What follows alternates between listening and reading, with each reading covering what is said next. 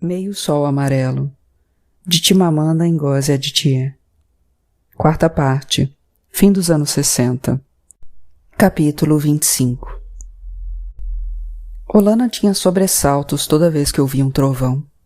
Imaginava outro raid aéreo, bombas caindo dos aviões e explodindo em volta da casa, antes que ela, Odenigbo, Baby e Ugu pudessem chegar ao bunker no fim da rua. Às vezes, via o próprio bunker desmoronar e esmagar todos eles na lama. Odenigbo e alguns outros homens da vizinhança tinham construído o abrigo antiaéreo numa semana.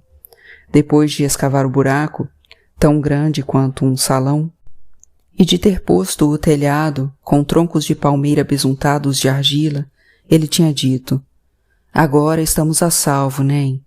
Estamos a salvo." Mas na primeira vez em que foi mostrar a ela como descer os degraus irregulares, Olana viu uma cobra enroscada num canto. Sua pele negra rebrilhava em pontos prateados e grilos minúsculos saltavam de lá para cá. No silêncio do subterrâneo úmido, que lembrava uma tumba, Olana gritou. Odenigbo deu uma paulada na cobra e disse a ela que iria verificar a cobertura de zinco, na entrada do bunker, para que ficasse sempre bem fechada. A calma dele a espantava. O tom tranquilo que usava para enfrentar a nova realidade a deixava estupefata. Quando os nigerianos mudaram a moeda e a rádio Biafra apressadamente anunciou também uma nova moeda, Olana ficou na fila do banco durante horas, driblando a violência dos homens e os empurrões das mulheres, até conseguir trocar o dinheiro deles para libras de Biafra, tão mais bonitas que o dinheiro nigeriano. No dia seguinte, durante o café da manhã, ela ergueu o envelope de tamanho médio com as notas e disse: "É todo o dinheiro que temos." Odenigbo parecia estar achando graça. "Nós dois estamos ganhando bem, Nen." "Esse é o segundo mês que eles adiam seu pagamento," disse ela, pondo o saquinho de chá que estava no pires dele em sua xícara. "E você não pode chamar o que eles me pagam em Aquacuma de salário. Logo, logo recuperaremos a nossa antiga vida em uma Biafra livre," disse ele, com suas palavras de hábito, ditas com a tranquilidade vigorosa de hábito, tomando seu chá.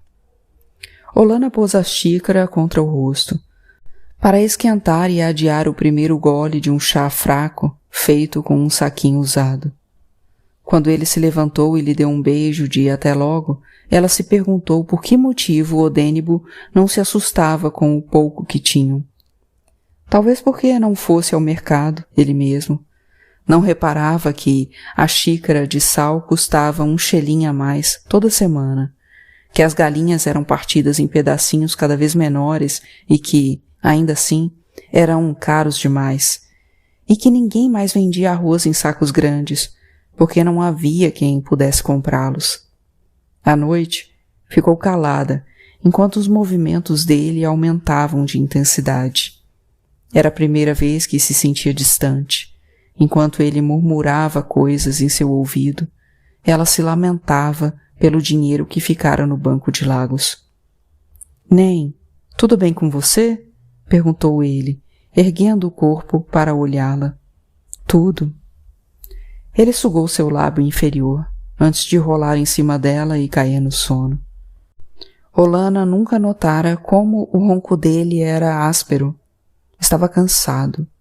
A longa caminhada até o diretório dos efetivos e a absoluta estupidez de ficar compilando nomes e endereços dia após dia o deixavam exausto.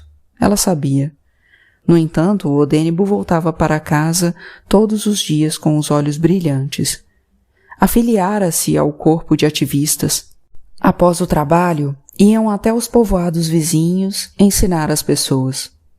Olana sempre o imaginava em pé, no meio de um bando de gente fascinada, falando naquela sua voz sonora sobre a grande nação que Biafra seria. Seus olhos viam o futuro. E por isso ela nunca lhe disse que lamentava não ter o que tinha antes. Coisas diferentes em dias diferentes, toalhas de mesa com bordados prateados, o carro, biscoitos com recheio de morango para Baby. Não contou a ele que, às vezes, quando via Baby correndo com as crianças da redondeza, tão indefesa e feliz, tinha vontade de pegá-la no colo e pedir desculpas. Não que Baby fosse entender. Desde o dia em que a professora Muekulu, que dava aula no grupo escolar de Akuakuma, lhe contou sobre crianças que os soldados forçavam a entrar num caminhão e que voltavam à noite com as palmas das mãos raladas e sangrando, de tanto moer mandioca. Olana pedira ao Gu para nunca perder Baby de vista. Não que acreditasse, de fato, que os soldados achariam alguma serventia numa criança assim tão nova, mas os raids aéreos a preocupavam. Olana tinha um sonho recorrente. Esquecia-se de Baby e corria para o bunker. No fim do bombardeio, saía e tropeçava num corpo calcinado de criança, com as feições tão enegrecidas que não podia garantir se era Baby ou não. Esse sonho a perseguia. Fez Baby correr até o bunker. Pediu ao Gu para correr com Baby no colo até o bunker. Ensinou Baby a se abrigar, caso não houvesse tempo de chegar ao bunker, e deitar bem retinha com a barriga no chão, as mãos sobre a cabeça. Ainda assim, achava que não tinha feito o suficiente e que o sonho pressagiava alguma negligência que acabaria sendo danosa para Baby. Quando, no fim, na estação de chuvas, Baby teve uma tosse que assobiava no peito, Olana sentiu alívio. Alguma coisa tinha acontecido com ela. Se os céus fossem justos, as desgraças seriam mutuamente excludentes. Já que Baby estava doente, não poderia ser ferida num raid aéreo. Uma tosse era algo que Olana podia controlar. Um raid aéreo, não. Levou a menina até o hospital Albatroz. O Gu tirou as folhas de palmeira empilhadas sobre o carro de Odênibo. Cada vez que ela girava a chave, o motor zunia e morria. Por fim, o Gu empurrou até ele pegar. Ela dirigia devagar e pisava no breque toda vez que Baby começava a tossir. Na barreira, onde havia um enorme tronco atravessado na estrada, ela disse aos defensores civis que sua filha estava muito doente. Eles disseram "sinto muito" e não revistaram nem o carro nem a bolsa. O corredor sombrio do hospital cheirava a urina e penicilina. Havia mulheres sentadas com filhos no colo, de pé com os filhos no quadris, e a conversa deles se misturava com o choro. Olana lembrou-se do Dr. Nuala, que fora ao seu casamento. Mal reparara nele, até haver o bombardeio e ele dizer: "A lama vai manchar seu vestido." Ele tinha ajudado Olana a se levantar, ainda envolta na camisa de Okioma. Disse às enfermeiras que era uma velha colega dele. "É urgentíssimo", disse, mantendo o sotaque britânico bem nítido e a cabeça erguida. Uma enfermeira a levou até o consultório na hora.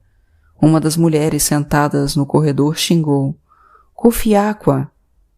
A gente tem que ficar aqui esperando desde a madrugada. Será porque não falamos pelo nariz, feitos brancos?"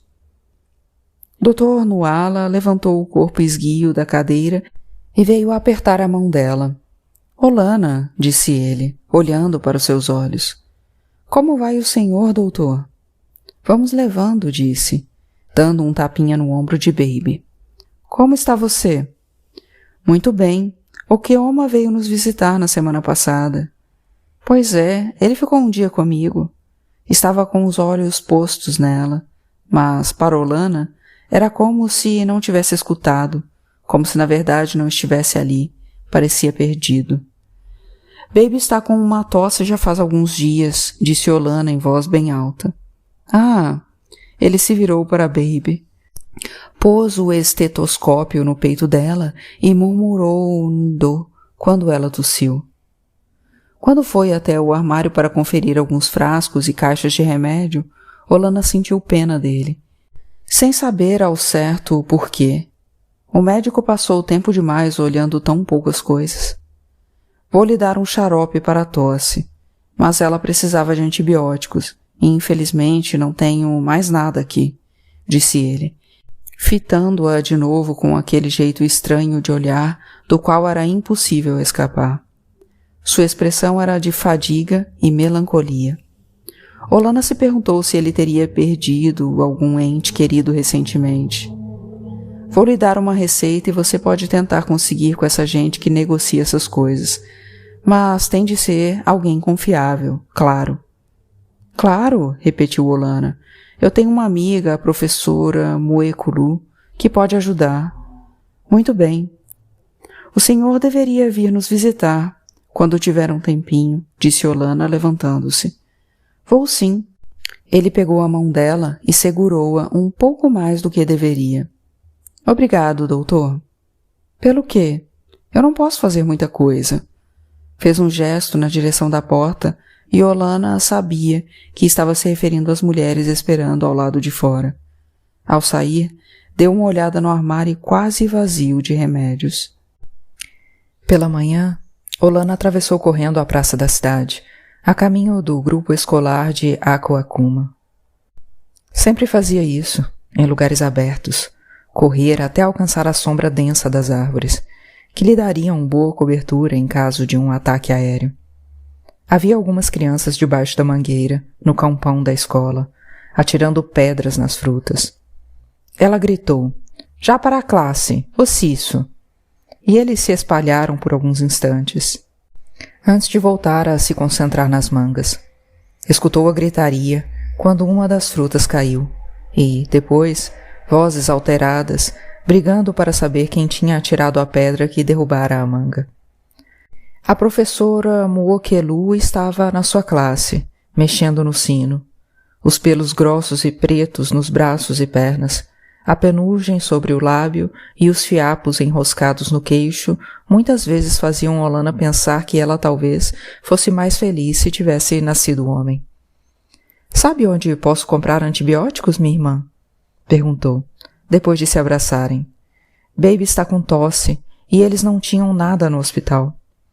A professora Muokelu cantarolou por um tempo, para mostrar que estava pensando. O rosto de Sua Excelência refulgia na estampa do bubu que ela usava todos os dias. Era muito frequente ela dizer que não usaria mais nada até o estado de Biafra ser estabelecido totalmente. Qualquer um pode vender remédio, mas quem é que sabe quem mistura giz no quintal e chama de nivaquina? Disse ela. Me dá o dinheiro que eu vou falar com Mama Onitsha. Ela é de confiança e lhe vende até a cueca suja de Goon se você pagar o preço certo.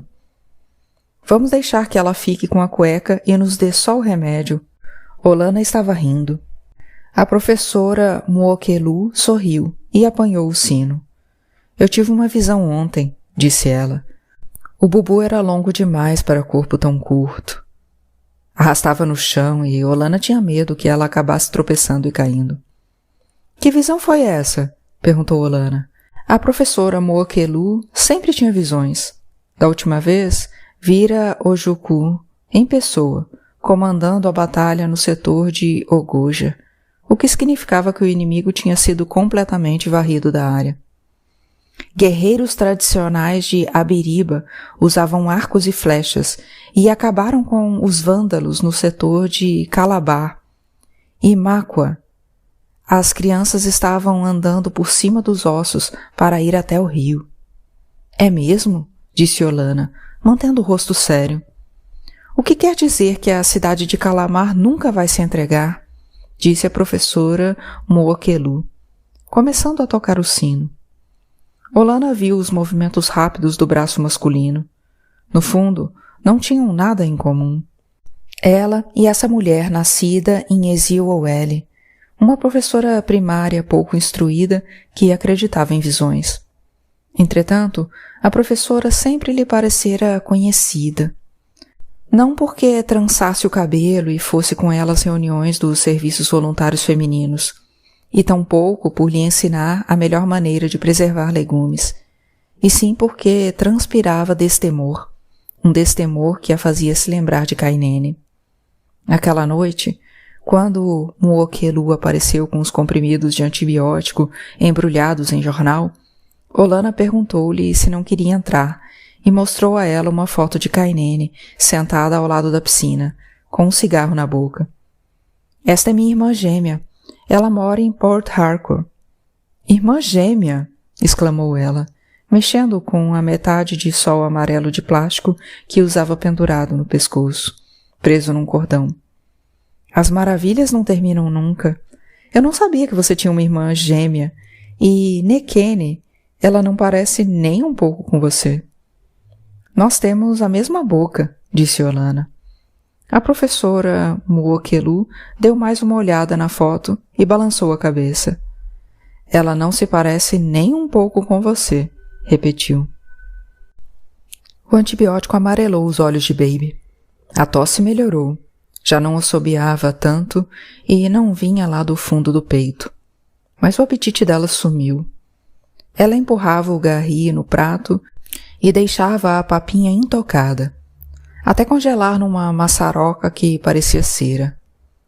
Olana gastou quase todo o dinheiro do envelope comprando biscoitos e balas de caramelo de uma mulher que negociava por trás das linhas inimigas. Porém, Baby apenas mordiscava. Punha a menina no colo e forçava pedacinhos de cará amassado em sua boca. E, quando Baby engasgava e começava a chorar, Olana também tinha que lutar para conter as lágrimas. Seu maior medo é que Baby morresse. E ele estava lá, aquele medo supurado, sublinhando tudo o que pensava e fazia. Odênibo largou as atividades do corpo de ativistas e voltava correndo para casa. Olana sabia que ele tinha o mesmo medo que ela, mas não falavam a respeito.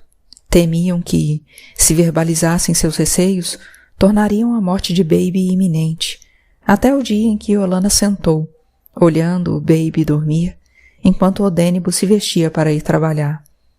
A voz sonora de alguém na rádio Biafra enchia o quarto. Esses estados africanos se tornaram presas do complô anglo-americano, que usa as recomendações da comissão como pretexto para apoiar maciçamente os fantoches vacilantes do regime neocolonialista da Nigéria. Isso mesmo, disse Odênibo, abotoando a camisa com movimentos rápidos. Na cama, Baby se mexeu.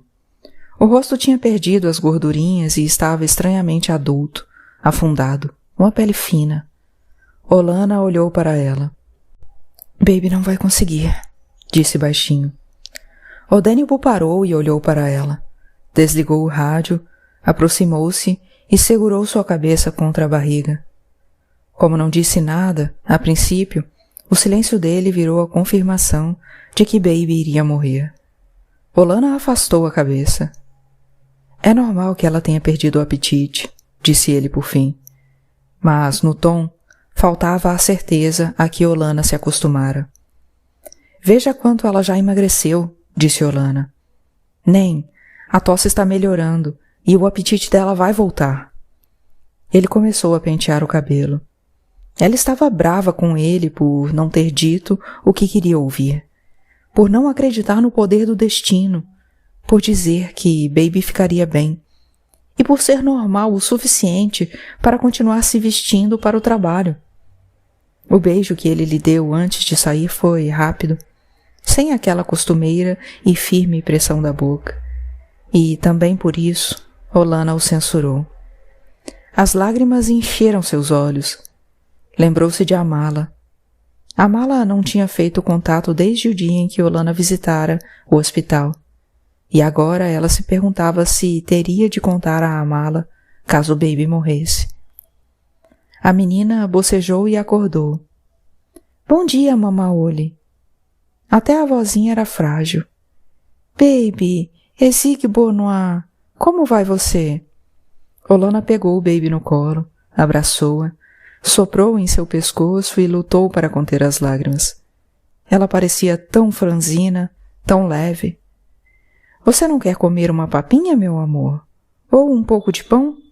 O que você quer? Baby balançou a cabeça. Olana estava tentando persuadi-la a tomar um pouco de ovo maltine quando a professora Muokelu apareceu, com uma sacola de ráfia e um sorriso muito satisfeito. Eles abriram um centro assistencial na Avenida Bishop e eu dei uma passada por lá esta manhã, disse ela. Peça ao Hugo para me trazer uma tigela. Ela despejou um pó amarelo na tigela. Frita isso para ela. Fritar? Tem alguma coisa nos ouvidos? Misture com um pouco de água e frite o cisso. Eles dizem que as crianças adoram o gosto dessa coisa. Hugo lhe deu uma olhada comprida e foi para a cozinha. A gema desidratada de ovo, frita em óleo vermelho de dendê, parecia meio encharcada e irritantemente colorida no prato. Baby comeu até o fim. O centro assistencial já fora um ginásio para meninas. Olana imaginou o terreno murado e gramado, antes da guerra, cheio de jovens correndo para suas classes pela manhã e se esgueirando até o portão para encontrar os rapazes do colégio público na mesma rua, um pouco adiante. Agora era madrugada e o portão estava trancado. Uma imensa multidão esperava do lado de fora. Olana parou, muito sem graça entre homens, mulheres e crianças que pareciam, todos eles, acostumados a ficar esperando, diante de um portão de ferro enferrujado. Até que ele se abrisse e pudessem entrar e receber a comida doada por estranhos de outros países. Sentiu-se desconcertada. Parecia estar fazendo algo impróprio, algo que não era ético. Conseguir comida em troco de nada. Dentro do terreno da antiga escola, podia ver pessoas se movendo, mesas com pilhas de sacos de comida e uma placa em que estava escrito Conselho Mundial de Igrejas. Algumas mulheres, agarradas aos cestos, olhavam por cima do portão e resmungavam que o pessoal da assistência estava desperdiçando o tempo. Os homens conversavam entre si. O mais velho usava o chapéu vermelho de chefe, com uma pena de enfeite. A voz de um rapaz se alçou sobre outras, estridente, falando tolices, como uma criança aprendendo a falar. É trauma de guerra, cochichou a professora Muokelu, como se Olana não soubesse. Foi a única vez que falou. Aos poucos, ela tinha avançado até a frente do portão, incentivando Olana a seguir cada passo seu. Alguém mais atrás começara a falar sobre uma vitória biafrense. Estou dizendo a você, todos os soldados alçás deram meia volta e fugiram. Tinham visto algo muito maior que eles. A voz sumiu quando um homem que estava dentro da escola se aproximou do portão.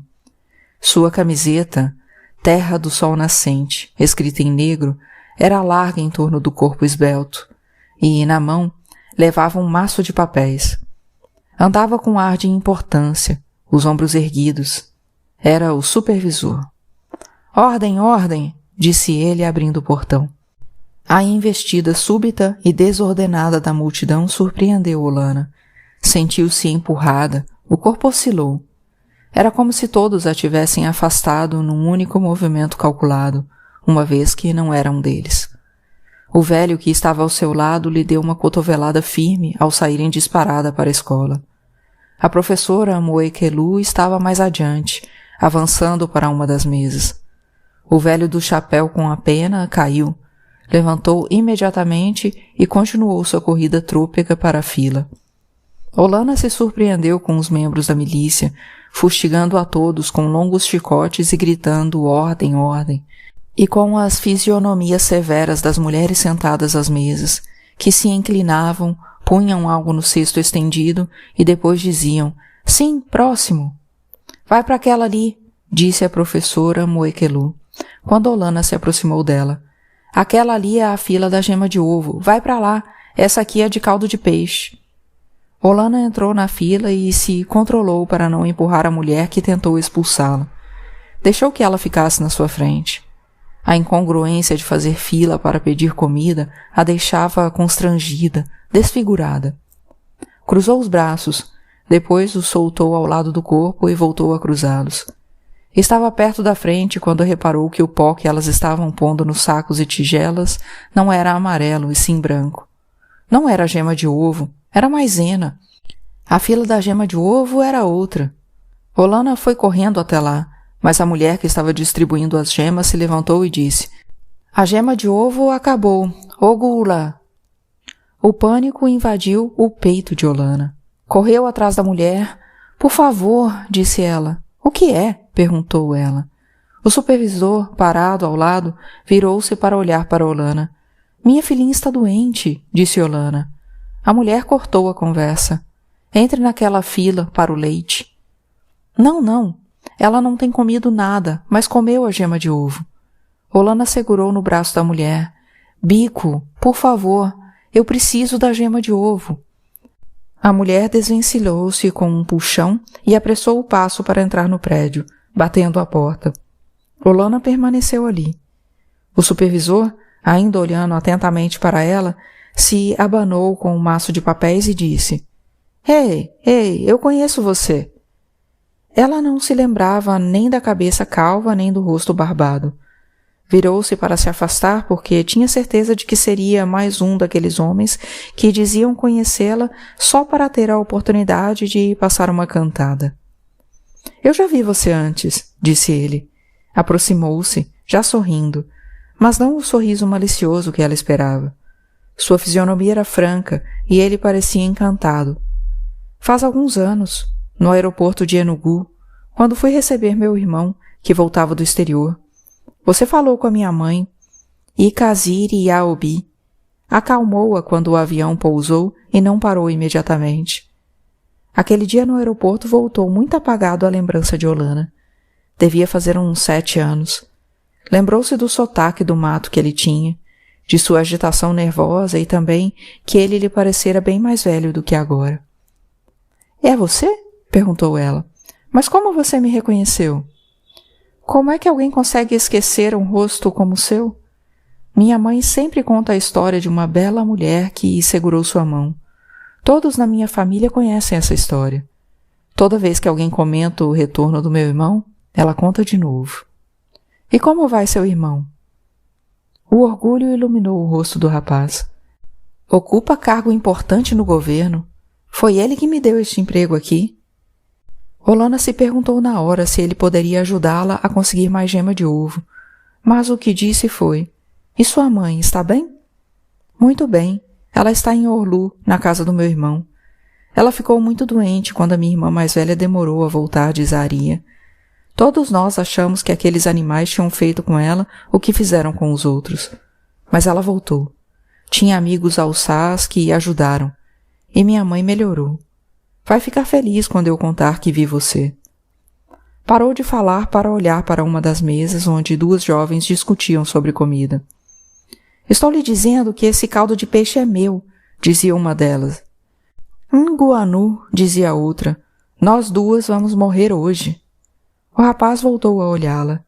"Deixe eu ver o que está acontecendo por lá, mas espere no portão. Vou mandar alguém levar um pouco de gema de ovo para você." "Obrigada." Olana ficou aliviada com a oferta, mas assim mesmo se sentia sem graça com a troca. No portão, tentou se esconder. Era como se fosse uma ladra. "Okoro Madu me mandou procurá-la", disse uma jovem a seu lado. E Olana quase deu um pulo de susto. A moça pôs um saco em sua mão e voltou para a escola. "Agradeça a ele por mim", gritou Olana. Se ela ouviu, não se virou para dizer que ouvira. O peso do saquinho parecia dissipar seus temores enquanto esperava pela professora Moakelu.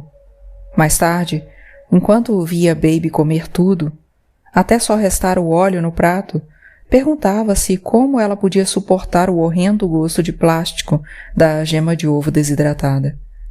Quando Olana voltou ao centro de assistência, Okoro Madu falava com as pessoas no portão. Algumas mulheres seguravam as esteiras de dormir enroladas debaixo do braço. Tinham passado a noite na frente do portão. "Não temos nada para vocês hoje. O caminhão que trazia nossos suprimentos de Awomama foi sequestrado na estrada", disse ele, no tom comedido com que um político se dirige a seus eleitores. Olana o observava. Ele gostava disso, do poder que vinha de saber se um grupo de pessoas iria comer ou não. "Temos escoltas militares, mas são os soldados que estão nos atacando. Eles ergueram uma barricada e levaram tudo o que tinha no caminhão. Chegaram a bater nos motoristas. Venham na segunda-feira, talvez a gente abra. Uma mulher caminhou apressada até ele e pôs o filho pequeno nos braços do rapaz. Então fique com ele, dê comida para ele até vocês abrirem de novo. E começou a se afastar. O bebê era magro, amarelado e estava aos berros. Bianuane, volte aqui, mulher! O Corumadu segurava o bebê com os braços rígidos, longe do corpo. As outras mulheres do grupo começaram a censurar a mãe. Você está jogando fora o seu filho? Oju Anagi Atugi? Você está andando na face de Deus? Mas foi a professora Muekelu quem se adiantou, tirou a criança dos braços de Okorumadu e devolveu-a à mãe. Pegue seu filho, disse ela. Não é culpa do moço que hoje não tem comida. A multidão se dispersou. Olana e a professora andavam devagar. Quem é que sabe se é verdade que os soldados pegaram o caminhão deles? Perguntou a professora Muokelu. Vai saber se eles não guardaram tudo para revender. Nós nunca temos sal aqui porque eles guardam para revender. Olana pensava na forma como a professora Muokelu tinha devolvido o bebê à mãe. Você me lembra minha irmã, disse. Como? Ela é muito forte. Ela não tem medo. Ela estava fumando naquela foto que você me mostrou, feito uma prostituta comum. Olana parou e olhou fixo para a professora. Não estou dizendo que ela seja uma prostituta, disse ela, mais que depressa. Estou só dizendo que não é bom que ela fume, porque mulheres que fumam são prostitutas. Olana olhou para ela e viu aversão na barba e nos braços peludos. Apressou o passo, calada, passando à frente da professora, e não disse adeus quando virou na sua rua. Baby estava sentada na frente de casa com o Gu. Mami Ola! Olana a abraçou-a, alisando seu cabelo. Baby segurou sua mão e ergueu os olhos para ela. Você trouxe gema de ovo, Mami Ola? Não, meu tesouro, mas logo eu arranjo mais, disse. Boa tarde, mã. A senhora não trouxe nada? Perguntou o Gu. Não está vendo que meu cesto está vazio? Retrucou Olana com rispidez. Ficou cego? Na segunda-feira, foi sozinha ao centro assistencial. A professora Muokelu não apareceu para chamá-la antes do amanhecer, e não se achava entre o pessoal que esperava. O portão estava trancado, os terrenos da escola vazios, e ela continuou ali por mais 1 hora, até que a multidão começou a se dispersar. Na quarta-feira, havia um novo cadeado no portão. Foi só no sábado que o portão se abriu e Olana se surpreendeu com a facilidade com que se juntou ao avanço da multidão e com a agilidade com que foi de uma fila a outra, esquivando-se da milícia e empurrando quem a empurrava. Estava indo embora com sacolas pequenas de maisena, gema de ovo e 2 cubos de caldo de peixe, quando Okurumadu chegou. Ele acenou. Bela mulher, Nuani Oma, disse ele. Ainda não sabia o nome de Olana. Aproximou-se, enfiou uma latinha de carne enlatada em seu cesto e se afastou apressado, como se não tivesse feito nada. Olana olhou para a lata comprida e vermelha e quase explodiu na risada. Tal foi o prazer inesperado que sentiu. Tirou do cesto, examinou, passou a mão sobre o metal frio e, quando ergueu a vista, havia um soldado olhando para ela, um dos que sofriam de trauma de guerra. Ele a fitava abertamente. Não se importou em disfarçar. Pôs a lata de volta no cesto e cobriu com um saco. Estava contente que a professora Muokelu não estivesse junto. De contrário, teria que dividir a carne. Pediria ao Gu para fazer um ensopado. Economizaria um pouco. Assim ela, Odenibo e Baby poderiam fazer um jantar ao estilo inglês, com sanduíches de carne. O soldado traumatizado a seguiu quando ela se afastou do portão. Ela apressou o passo no trecho empoeirado que levava à rua principal, mas 5 deles, todos em fardas esfargalhadas, a cercaram pouco depois. Eles balbuciavam, gesticulando para o cesto, os movimentos desconjuntados, o tom de voz alterado, e Olana entendeu alguma das palavras que diziam: tia, irmã, dá agora, fome mata nós todos. Olana agarrou-se ainda mais ao cesto, sentiu um ímpeto quente e infantil de chorar. Sumam daqui! Vamos, sumam daqui! Por alguns momentos eles pareceram surpresos com a explosão e ficaram quietos.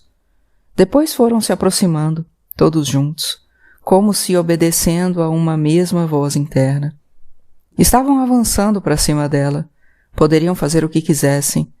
Havia um desespero que não obedecia a lei nenhuma entre eles e nos cérebros amortecidos pelos bombardeios. O medo de Olana veio com raiva. Uma raiva feroz e estimulante, e ela se imaginou lutando com eles, estrangulando todos, matando todos. A lata de carne era dela. Recuou alguns passos, numa fração de minuto, num movimento tão rápido que ela só percebeu depois. O soldado de boné azul agarrou seu cesto, pegou a latinha e saiu correndo. Os outros foram atrás. O último continuou observando Olana, a boca aberta, até que saiu correndo também, mas na direção oposta, para longe dos outros. O cesto estava caído no chão. Olana ficou ali e chorou em silêncio, porque a lata não ficara com ela. Depois ergueu o cesto, tirou um pouco da areia do saco de maisena e voltou para casa. Olana e a professora Moekelu tinham evitado se cruzar na escola durante quase 2 semanas, e, por esse motivo, quando Olana chegou em casa e viu a professora sentada do lado de fora, com um balde de metal cheio de cinzas de madeira queimada, ficou surpresa. A professora levantou-se. Eu vim lhe ensinar a fazer sabão. Sabe quanto eles estão pedindo por uma barra de sabão comum hoje em dia? Olana olhou para o bubu de algodão esfarrapado, emplastrado com a face reluzente de Sua Excelência, e percebeu que essa aula, não solicitada, era uma forma de ela pedir desculpas. Pegou o balde de cinzas, abriu o caminho até o quintal e, depois de a professora Moekelu ter explicado e demonstrado como fazer sabão, ela guardou as cinzas perto de uma pilha de blocos de concreto. Mais tarde, ao contar para Odênibo sobre o sabão, ele balançou a cabeça. Estavam sob o sapê da varanda, num banco de madeira encostado na parede. Ela não precisava vir aqui ensinar você a fazer sabão. Aliás, eu não consigo ver você fazendo sabão. Acha que não sou capaz? Ela deveria ter pedido desculpas e pronto. Eu devo ter exagerado na reação porque ela estava falando de Kainene. Olana mudou de posição. Bem que eu queria saber se ela recebeu minhas cartas. Odênibo não disse nada. Pegou sua mão e ela se sentiu grata pelas coisas que não precisava explicar. Quanto pelo a professora Moekelu tem no peito? Perguntou ele. Você sabe? Olana não sabia bem quem começara a rir antes. Se ela ou ele. Mas de repente estavam os dois às gargalhadas, quase caindo do banco. Outras coisas se tornaram hilárias. Odênibo disse que o céu estava sem uma nuvem, e Olana respondeu que era o tempo perfeito para aviões bombardeiros. E os dois riram. O menino pequeno que passou na frente da casa, usando um short com enormes furos, que mostravam o bumbum de pele ressecada, cumprimentou-os, e eles mal conseguiram responder boa tarde antes de cair na gargalhada de novo. A risada ainda não tinha sumido da fisionomia deles, e as mãos ainda continuavam agarradas no banco quando Special Julius entrou. Sua túnica rebrilhava de lantejoulas. Eu trouxe o melhor vinho de palma de uma aia. Peça para o Gu trazer os copos, disse ele, pondo uma lata pequena no chão. Havia uma fartura otimista em torno dele e de suas roupas chamativas, como se não houvesse problema que não conseguisse resolver. Depois de Gu ter levado os copos, Special Julius falou. Vocês sabiam que Harold Wilson está em Lagos? Veio trazer o exército britânico para acabar com a gente. Dizem que veio com 2 batalhões. Sente-se, meu amigo, e pare de falar besteira, disse Odênibo.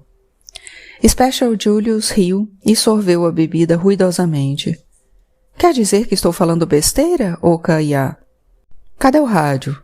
Lagos talvez não queira comunicar ao mundo que o primeiro-ministro britânico veio aqui ajudar a nos matar, mas quem sabe aqueles loucos de Kaduna resolveram se abrir. Baby surgiu na varanda. Tio Julius, boa tarde. Baby, como vai a tosse? Melhorou? Mergulhou um dedo no vinho de palma e pôs na boca da menina. Isso vai ajudar com a sua tosse. Baby lambeu os lábios, com ar de quem tinha gostado. Julius, disse Olana. Special Julius fez um gesto para o ar com a mão. Nunca subestime o poder do álcool. Vem sentar aqui comigo, baby, disse Olana. O vestido da menina estava esgarçado de tanto uso. Olana acomodou-a no colo, segurando-a bem apertado. Pelo menos a tosse de Baby melhorara. Pelo menos estava comendo. Odenio apanhou o rádio debaixo do banco. Um ruído estridente encheu o ar e, de início, Olana pensou que vinha do rádio, até se dar conta de que era o alarme antiaéreo. Sentou-se imóvel. Alguém de uma casa nas vizinhanças gritou. Havia um inimigo! Ao mesmo tempo que Special Julius gritava. Escondam-se! Saltando para fora da varanda e derrubando o vinho de palma.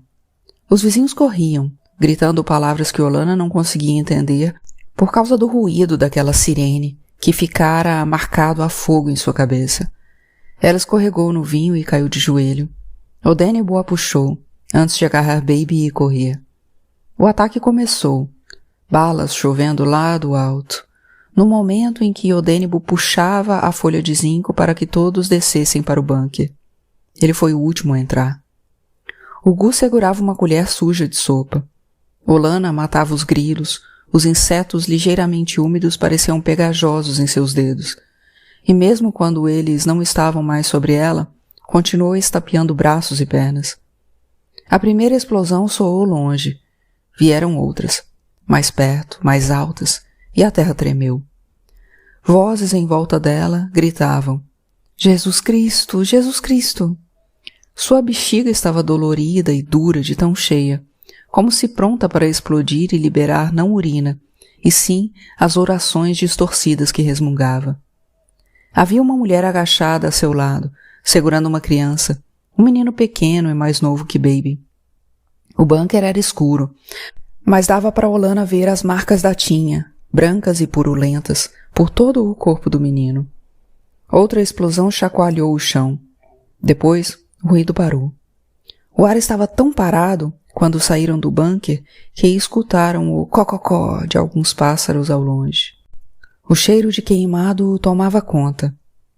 Nosso fogo antiaéreo foi uma maravilha. Ô Diego, disse alguém. Que Biafra ganha a guerra. Quem começou a canção foi Special Julius, e logo quase todos que estavam na rua fizeram coro.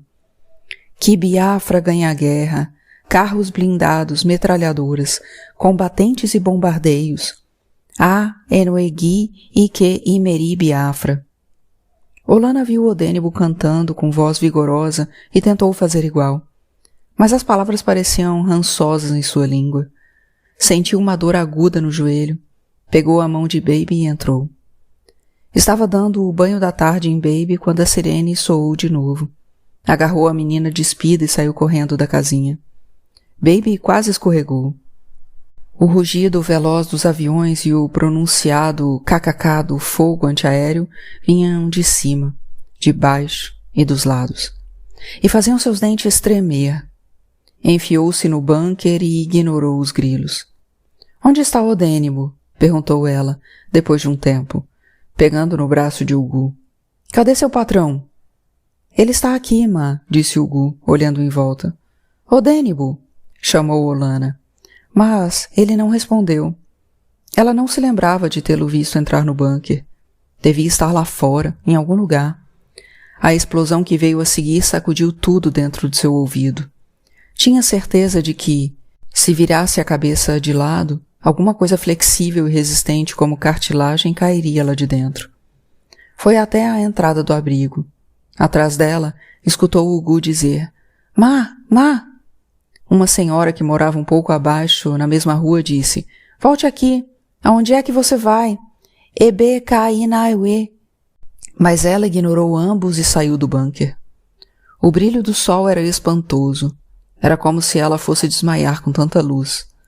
Correu, o coração machucando o peito, gritando: "Odênibo! Odênibo!", até que o viu curvado sobre alguém no chão. Olhou para o seu peito nu e peludo, para sua nova barba, suas sandálias rasgadas e, de repente, a mortalidade dele. A mortalidade dos dois. A golpeou com um aperto na garganta, uma pressão de alarme. Abraçou-o bem apertado. Havia uma casa na rua pegando fogo. "Nem, tá tudo bem", disse Odênibo. Ele foi atingido por uma bala, mas parece que é só um ferimento na pele. Afastou-a e voltou a tratar do homem, cujo braço estava atando com sua camisa. Pela manhã, o céu estava igual a um mar tranquilo.